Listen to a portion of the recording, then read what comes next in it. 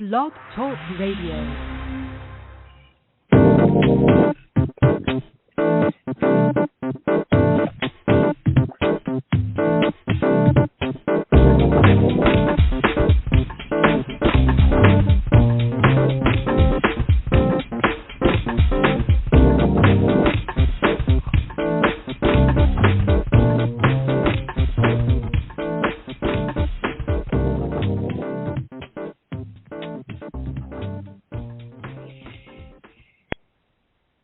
Hello, and welcome to the Funky Writer Show, the OG of author, writing, and publishing podcast, celebrating over 15 years of dynamic conversations with wordsmith and literati.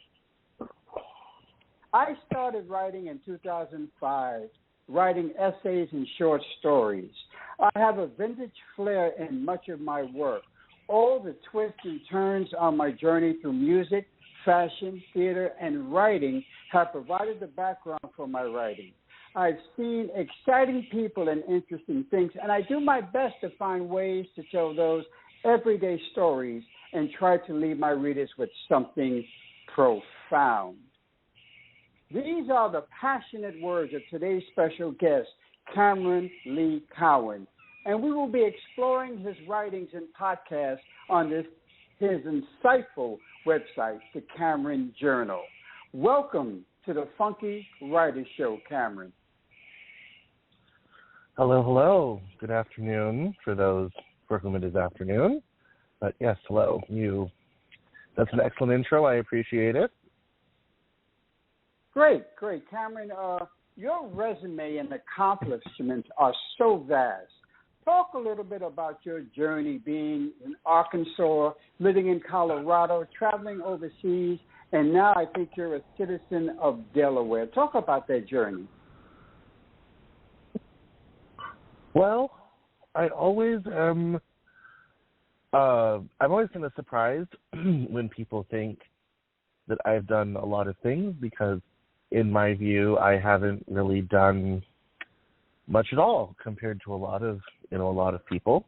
And I certainly never, I certainly have probably not achieved the amount of fame and notoriety that the work would indicate, but that's luck of the draw, of course, who ends up becoming a big, it's a lot of it's luck of the draw. And my lottery number hasn't come up, at least not yet anyway. A lot of it is been born out of necessity, not out of any particular desire. A couple of things I got to do because I really wanted to do them, which was a lot of fun. But most of the time, the vast majority of what I've done has come simply from looking at the opportunities I have available and picking the least bad option. When I was younger, I had a really bad habit of saying yes to just everything, and going and pursuing and doing and trying to find something that would hit or something that would work. Especially, I graduated college into the Great Recession. So I finished my undergrad in 2009, my first graduate degree in 2011, and the employment situation during that whole time was abysmal. And so it's a lot of it is from just trying to find something to fill in the gap because no one was hiring, Right. And even when people were hiring, my resume never seemed to generate a lot of interest, and that's true to this day. And so a lot of it was very incidental. Some things like fashion, when I got involved in fashion, that was an industry I knew I wanted to work in. But I literally thought I was going to, intern for someone, like coffee, tea, or milk. I had no idea that would lead to creating Denver Fashion Week, selling that event to a nonprofit, and then seeing that nonprofit kind of end and move that event on to a great private partner. Wow. I had no idea that was what was going to happen with that. I thought I would just kind of, be somebody's secretary for a little while and maybe eventually get to do something and all this type of thing. But I got to make my own clothes and design my own lines and collections and do my own brands. And so I I started doing a lot of my own stuff just because that was what I could do, and bootstrapped a lot of things myself. And growing up in Denver's kind of funny. I always tell people, don't let the skyscrapers fool you. Denver's kind of a small town. It seems like there's a lot of opportunity there, but only if you're in very specific areas. So I left. I went to the West Coast to find new opportunities, and then my dream when I was very young was to move to New York. I can't afford to live in New York, so I found how close could I get to New York at a price I could afford, and that's how I got to Wilmington. So, because I cannot do $4,000 a month for a shoebox. So I got as close as I could. Yes, and I'm kind of like, well, on the bright side, if I need to go to New York, there's a train. I will take it, and we will go there. So, so that was, this was really good. And so, yeah, it's just been a lot of doing what I could with what I had, I would say, has been the real secret behind it all, is doing what I could with what I had. Yeah, I understand that completely. Cameron, your bio states that you started writing essays and short stories back in 2005. Do you recall what those first writings were about? What were you most passionate about back then? Well, I'm not really passionate about anything. But But don't you have to be passionate in order to write? I mean, and feel the passion of what you write about? I would think so. But you're saying you don't have to be. I think that's true for some people. It's probably true for a lot of people. It's not been true for me.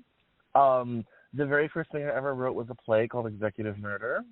I grew up doing theater, so that was a comfortable environment for me. That was the first writing conference I ever went to, was a playwriting conference connected with what was then Red Rocks Community College. It's called something else now. And that was kind of my first big foray. I did some short stories based upon some old time radio shows I loved. There was one called Candy Matson. It was from the 1930s, and it was a lady detective whodunit show. And it was really kind of cool, and so I did kind of short stories with my own version of that character, and that's how I got my start, is writing that stuff and figuring out a plot and how things should go and figuring out dialogue, and so that was kind of how it started. But I wrote all kinds of stuff. I was digging through the archives the other day, because I'd found some stuff that I put on the Cameron Journal. And I had already started doing a little bit of journalism, a little bit of reportage, some of which I actually posted in the recent past. And I also had started, I'd done a little bit of humor, I'd written some parody. I just kind of had ideas. I would write them down and kind of see where it went. Some of it worked, most of it didn't. And that's how I started. So, okay. Your background is in political science and creative writing, an intense combination. How were you able to successfully marry these two and blend them into something you seem to be so successful at? Well, I would say I have done it by not forcing them to cohabitate. So an open marriage. The fiction, the fiction stuff is kind of its own thing. There is some great fiction on the Cameron Journal. There's also some great personal essays under the category of story time. And the political coverage and the political stuff is kind of its own thing. It definitely exists right now more on the podcast and on video than it does in writing. Although in the past, in writing, my first book was nonfiction, had to do with politics. It took me another year before I'd have a novel. So, but the writing of my novel predates the writing of my first book, What the Hell is Going On? So, right. I definitely, for me, writing about politics and current events and culture and all that type of thing, that really came out of the fact that, well, there was a couple factors. One, writing fiction takes a long time. Two, I had a lot of things I wanted to say, right, kind of sooner rather than later. And so I started out trying to submit to magazines and other blogs and all this type of thing. I ended up doing book reviews for this one company whose name I forget. And they don't exist anymore, but I did book reviews for them, independent book reviews. And then I also wrote for a site called Associated Content, which became Yahoo Voices, which got shut down later on, to kind of write about these other sort of things that, you know, I could do kind of more quickly and get some work out there and start getting some notoriety and all this type of thing. I had no luck with magazines and blogs, and that's why I started the Cameron Journal. I started my own platform to write about the stuff that I wanted to write about because nobody else was interested. Like, people, here's the thing about my career. When I go directly to people, the public, people love my work. When I try to go to institutions and other publications, no interest. And that's true to this day, by the way. That has never changed. When I go directly to the people, that's when I'm at my best. When I try to work within institutions and publications and with other people, it doesn't work. It's like I don't even exist. It's the weirdest thing, and that has made it hard to get paid. I've had to build my own business. I've had to really kind of chart my own course because nobody has looked at my stuff and said, "Oh, hey, you're great. This is great. Let's hire you. Let's bring you on." All this type of thing. That has never happened to me. So, and that, to be perfectly honest, I think a lot of people would have probably given up, and I wouldn't blame them. The only difficulty is because my opportunities have been so limited, this was kind of ended up being the only thing that I could do. It was the only thing I was ever successful at, and it was the only thing that was kind of really actionable. And so I kept going because I had to. And that's true to this day. You know, it's none of these things has ever changed. But it's been true since I was very young. And if there's one thing I would go back to my younger self and say, would be like, don't try to go with publications and institutions and organizations. Those doors will never open for you. They won't even know you're there. Like, they'll ignore you entirely. You need to go do your own thing and prepare for that and readjust your expectations and your timelines and everything for that, because the normal, ordinary pathway is not going to be available to you. Yeah, and you know, Cameron, that's sad but true for so many of us, and sometimes I feel myself as well. Cameron, as you mentioned, you have a piece on Amazon called "What the Hell is Going On? A Primer to Understanding Our World in the Age of Trump." Talk to me about the genesis of this essay and why you felt compelled to write it.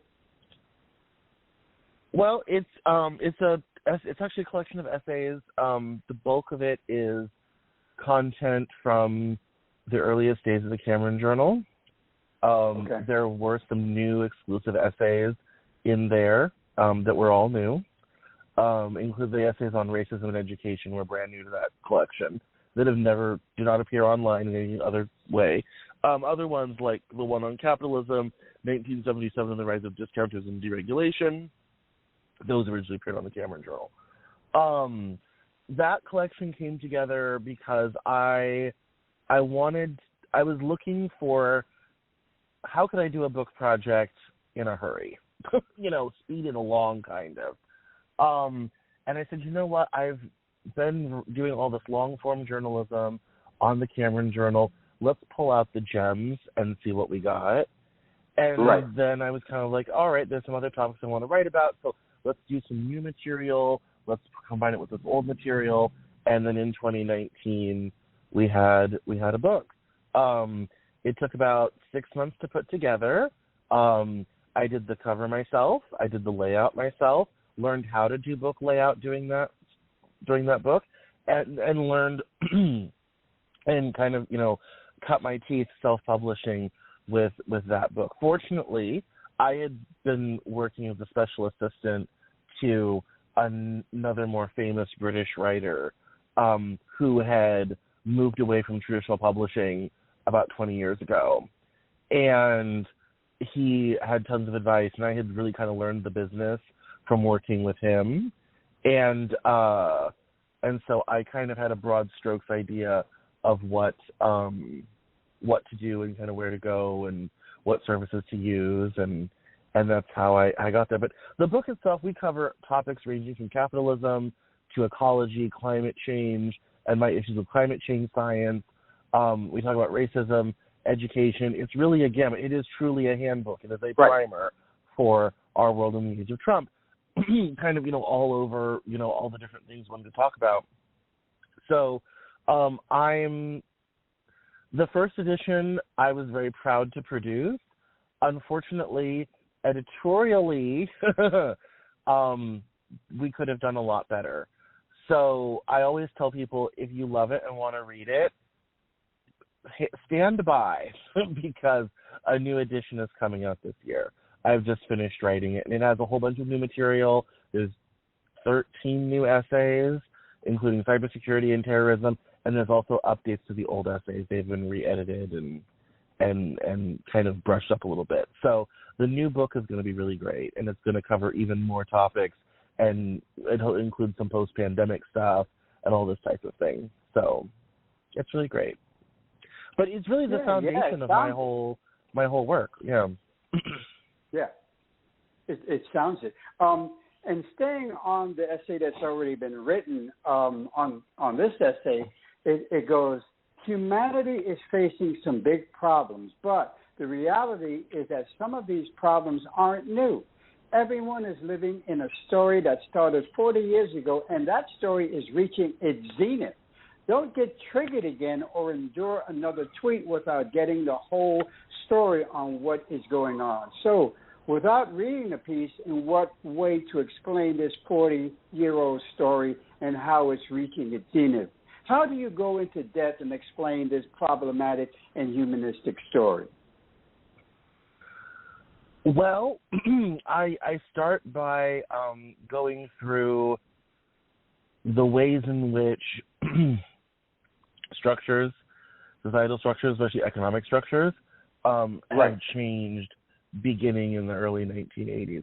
That's particularly true for the essay 1977, The Rise of Discounters and Deregulation.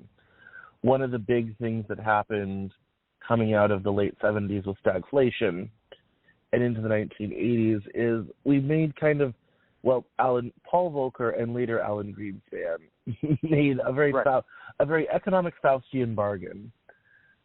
They made this bargain that wages, in order to break inflation, wages would not increase, but the price of goods would fall. So people would feel richer even though they weren't. Mm-hmm. And that economic paradigm has been the one we've lived under from about 1979 through about 2008, with a little sort of denouement that ended with the pandemic. The pandemic, one of the reasons why we're having terrible inflation right now, is for the first time in 40 years, wages are starting to catch back up with where they should be. Wages were tied to production until about 1977. And then productivity has increased 4 times since then. Wages have gone down. That trend is finally starting to reverse itself. And one of the reasons we're having inflation is simply because the price of labor is increasing. That's the biggest driver of inflation right now. And the price of goods, of course, is increasing. And also we're having the end of globalization. The only reason the only reason that system worked is because the price of goods fell because of cheap overseas labor. Take away the cheap overseas labor, and we're losing that. you have to pay people livable wages in North America, at North American Right. rates, which means the price of everything, from the iron ore coming out of the ground to the finished product on the shelf, goes up. Building out the industrial base to make it all, it takes up a lot of capital, and that investment has to be gotten back, which means the price of things coming out of new factories and new facilities is going to be higher. Peter Zahan talks about this, that, the reindustrialization of the North American continent is going to cause 15% year-over-year inflation for about the next decade, which means tough economic times ahead for everyone. That story, that economic paradigm, is what we've been living in for 40 years. And now that it's over, we're scrambling to kind of figure out what's next. Yeah. And included in this essay is something that really piqued my interest, titled Capitalism and Democracy, How We the People Became We the Corporation. Talk a little bit about what this part goes into.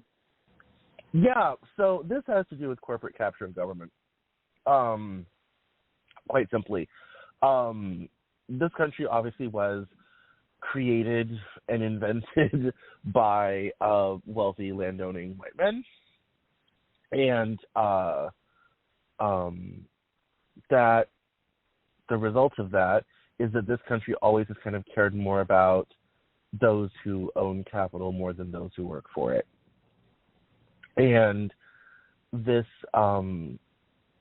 nothing kind of more exemplifies that than the ways in which major corporations have captured government through putting their own people in regulatory bodies, through spending ungodly amounts of money lobbying Congress to either promote legislation they do want or discourage legislation they don't want. All wealthy people in corporations give billions of dollars to both major political parties to push forward their own agenda. And most corporations donate to both sides so that whoever is in power, they have a friend. And so it's kind of like, well, how do we get change? We'll vote for the other party. Not going to work. They're being paid by the same people, So if I'm Google and Google spends about, several $1 million on, each election cycle, no matter who is in power, no matter who you vote for, Google has already bought some people, and they do that directly. They do that through super PACs, and private people on their board and major shareholders do it at a personal level. And so, as one reader asked me one time, well, who represents us? And I said, no one. You're not a major holder of capital, so no one. They don't care about you. Are you giving them $250,000 for their next political campaign? No, you don't matter. And unfortunately, that is the system we find ourselves in American democracy. Is the system does not work for the everyday working person by design. People think that's a flaw. It's a feature, actually. Right. That's how it's supposed to be, And right. And that's I've been and hearing so that more we have more. this. Yes, and we have this situation where corporations are people. We have this terrible situation where, thanks to Citizens United, corporate political spending is considered free speech by corporations who are people. So we have this whole legal contrivance around allowing major corporations to do whatever they want to within the governmental system. And what's even better is because of this, they've also rewritten the tax code to make sure they don't have to pay for anything. So if you get all the rights, all the privileges, you own all the politicians, and you don't have to pay for any of the maintenance of the society that you're using to make your money. Sweetheart deal. I mean, slow clap for them completely gaming society for their favor. Bravo. The unfortunate reality is the everyday person is at a terrible, terrible disadvantage. And it isn't no wonder people feel the way they do and that politics is a waste of time and news is a waste of time and they're being screwed over and all this type of thing. They're not wrong. Their anger doesn't go in the right direction, but the feeling is valid. Mm-hmm. Here and ultimately Trump played into that. Trump brilliantly took that complaint, took those feelings, and has weaponized it. Not that he ever did anything about it, but he weaponized it to get power. You know, Cameron, here at the Funky Writer Show, the author, the writer, is just as important as what they write. So I'd like to know, were you a big reader as a child and teenager? And if so, who were your favorite authors then? Yeah, so I was definitely, especially because we didn't have social media yet. We didn't have iPads and smartphones and all those type of things. So I was. There's a handful of things I really love. One is Fear and Loathing in Las Vegas by Hunter S. Thompson is a top favorite. In Cold Blood by Truman Capote. On the Road by Jack Kerouac. In fact, I used to own a clothing shop 2 blocks over from the baseball field in Denver where Jack Kerouac watched baseball in 5 Points, a historically black neighborhood in Denver. So Kerouac, if you grow up in Denver, Kerouac's kind of this figure that hangs over the city because, he stopped by at one point in the 50s. And there's a plaque and a little statue and everything. So those are kind of ended up being my top 3. I had a very traditional classical education. I grew up evangelical conservative Christian. So I tended to be very grounded in the classics. I took Greek and Latin. So when I got to college, I'd already read Plato and Aristotle and Pliny the Elder and Ovid in the original Latin. I'd already read Kaiser and Bellum Gaelico in the original Latin, all of these things. So that my literary background is deeply rooted in the classics. And I'm talking the Brothers Dostoevsky, Anna Karenina, all of the big kind of heavy hitters, Barchester Towers. That's what I cut my teeth on. And if you go to the Cameron Journal and look at go to official list and go to the official book list, I've kind of listed out, literature, philosophy, fiction, all this type of thing. So I didn't read a lot of modern literature till college because I was so steeped in these classical heavy hitters. So, yeah. Let's talk publishing. I know you are affiliated with Something or Other Publishing, or SOUP. How did you join them? And how did that come about? And what is it that you do there? Yeah, so my affiliation with Something or Other Publishing happened entirely by accident. For finding podcast guests, I use a service called Matchmaker.fm, and I met a gentleman from Canada named Dan Sanderson, who I partner with on some other projects. And he introduced me to Something or Other Publishing and SOUP, and our founder, Wade Franson. And we initially had a great conversation about, my books and what my vision for publishing was, and, what books over time and years I wanted to produce. And that was kind of our initial conversation. And then as we went through the publishing contract process and all this type of thing, Wade and I talked about the SOUP anthology program. And what we do at SOUP is we find 25 authors either through our short story contest or through people who submit ideas to our website to crowdfund their readership before they publish. And we find 25 of those. We glue them together into an anthology. And we've got several great ones like Passionately Striving and Why, a winner's anthology from our contest, 25 Servings of Soup, Volume 1 and 2. And so I was brought in to really run that program. The person who had preceded me had to leave to do some personal issues. And so, so we initially kind of started on that basis.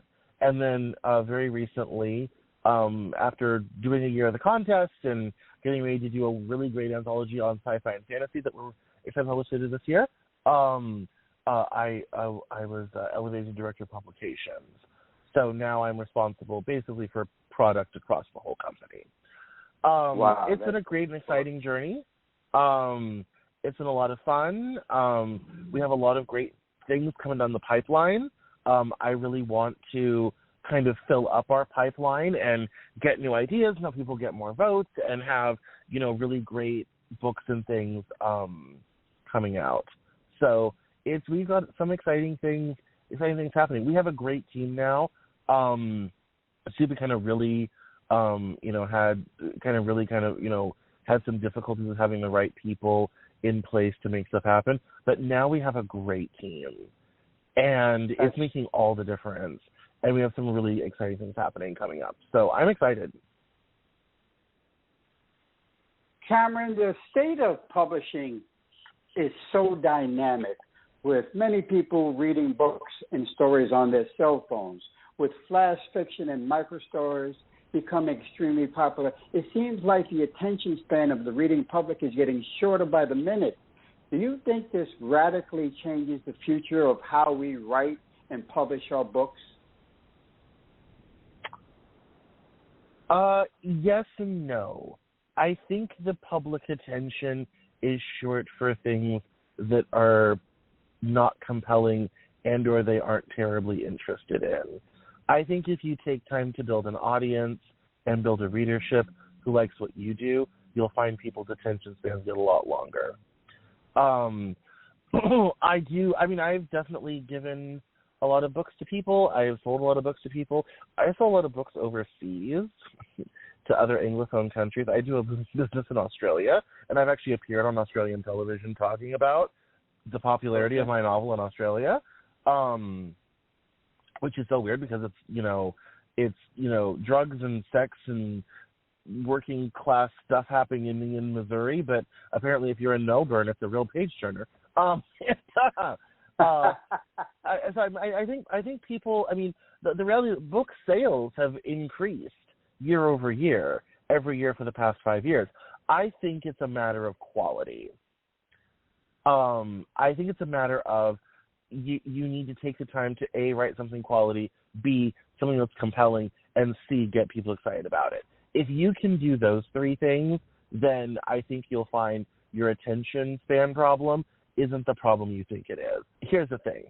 In a world where we have so much content, quality is king. There's a lot of mediocre crap running around. But if you take the time... Yes, if you take the time to make something quality, cream rises to the top. And that is... that's a very important aspect to writing, whether it's short or long, whether you're doing a novel or whatever have you. But there's also other ways to tell a story now. There's also other ways to get people into your story. One of the things I did is I did a first paragraph campaign where I posted the first paragraph of every short story from my short story collection, and that did really well. The audiobook thing has been huge. I've been very disappointed. I had all of my books recorded for audio in 2020, and I have not had a chance to finish editing them yet. It's about halfway done. But the audiobook thing alone is huge. I have a lot of people who can't read but would listen. And I have probably a pile of about 100 people who have been patiently waiting for an audio version that they can listen to. And so there's that opportunity. You can also do, online readings, because sometimes if you give people a taste of honey, they'll buy the whole hive. And so, it's really, I think, a matter of marketing and promotion, getting people interested, and making sure that what you do is quality. That, I think, is how you brush through all of that. What we can't get away with anymore is the low quality, mediocre, so great. There's already a ton of that in anything coming out of Kindle KDP program, okay? Right. So if you want to do this and you want to break through and develop an audience and a business, all this type of thing, then what you do has to be quality. And that's the way the cover is, the way the inside is, what the reader experience is, how you distribute it, all this type of thing. Get that right, and you'll be just fine. Cameron, let's talk social media. I know you have a presence out there. Of the social media platforms, which one do you feel is the most beneficial for your brand, or does each platform offer its own special compensations?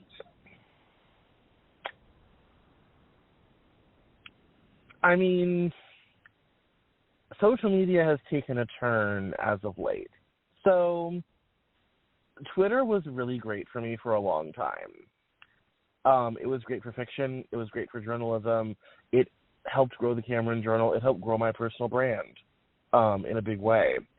Ever since Elon Musk has taken over, it's not been so great.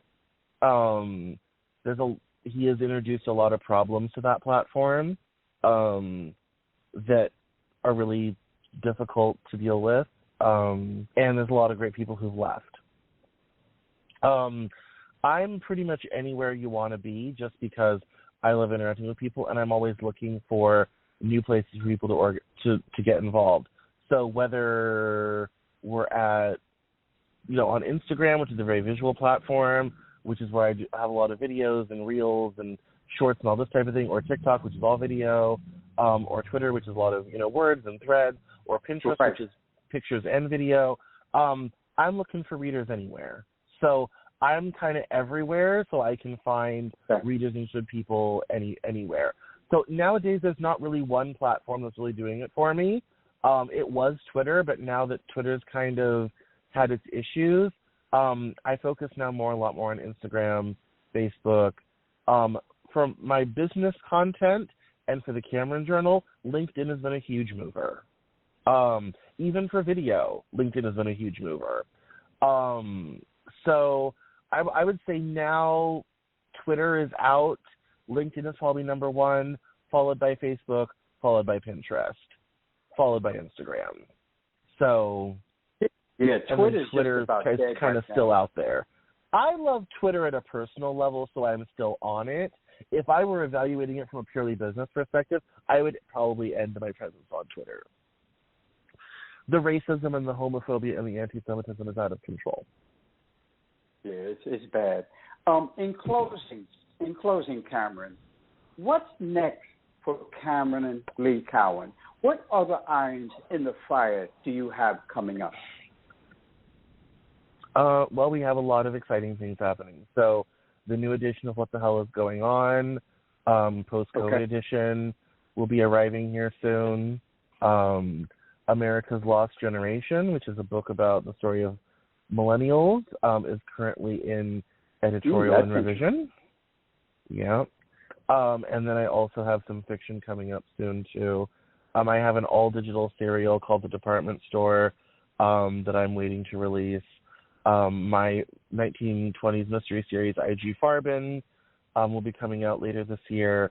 And my next big fiction project, The Sweetgrass Saga, which is Downton Abbey set in the antebellum South, will also be coming this year as well. It's in revision right now.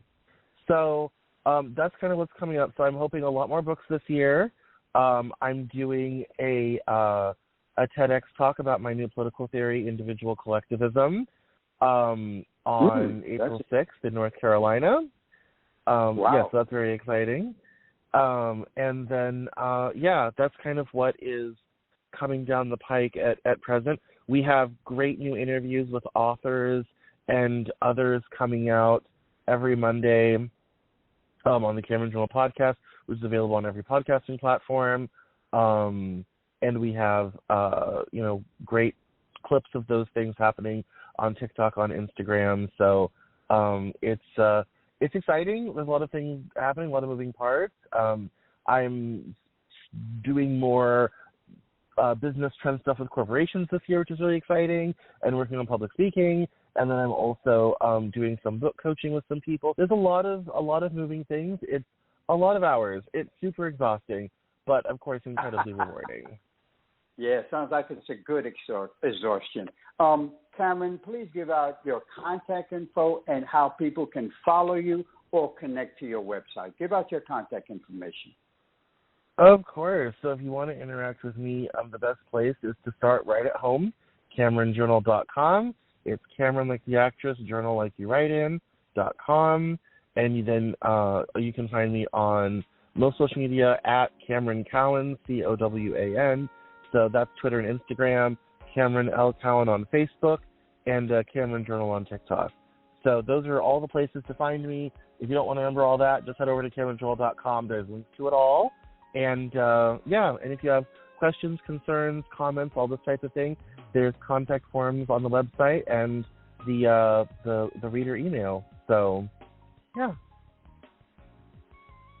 This has been the Funky Writer Show, all about the funk of writing, hosted by me, Robert Batista. My guest has been someone who is in another time period would be called a Renaissance man, a man who knows. His name is Cameron Cowan. Thank you so much, Cameron, for coming on the Funky Writer Show.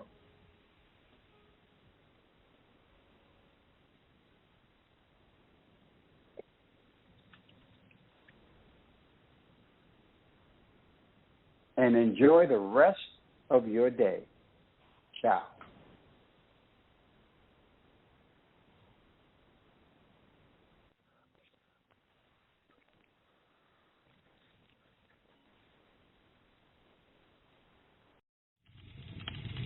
Byler's Stove Shop, where craftsmanship meets warmth. Elevate your home with our premium collection of stoves and fireplaces, meticulously crafted for the discerning homeowner. Visit us today and let us design the centerpiece of your home with unparalleled quality and distinction. Byler's Stove Shop, since 1974, is your premier fireplace destination. Shop today for the best selection. Byler's Stove Shop, where craftsmanship meets warmth.